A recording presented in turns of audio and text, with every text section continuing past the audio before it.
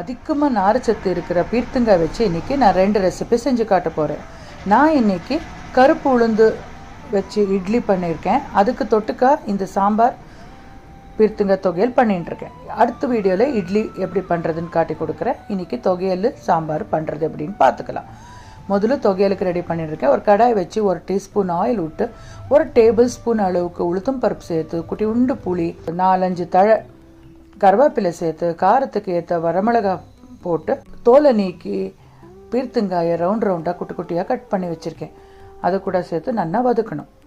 ஒரு 2 மினிட்ஸில் நல்லா சாஃப்டாக வதங்கிடும். ஒரு ஃப்ரெஷ்ஷாக துருவின கைப்பிடி அளவுக்கு தேங்காய் துருவல் சேர்த்து ஒரு 1/2 டீஸ்பூன் அளவுக்கு பெருங்காயப்பொடி வெள்ளைத்தூள் 2 சேர்த்து மிக்சி ஜாரில் போட்டு தேவைப்படுற அளவுக்கு தண்ணி விட்டுட்டு நைஸாக அரைச்சி வைங்க.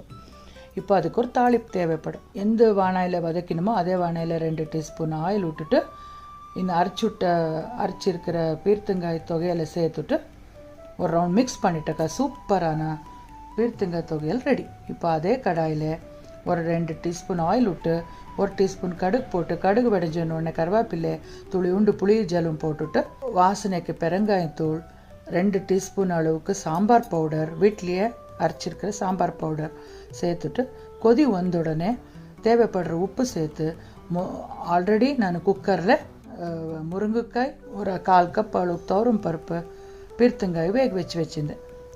நல்லா குழையாக நல்லா வெந்திருக்கு.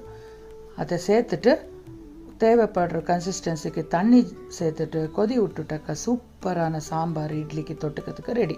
இந்த வீடியோவில் இது 2 செஞ்சு காட்டியிருக்கேன். அடுத்த வீடியோவில் இட்லி பார்க்க போகிறீங்கோ.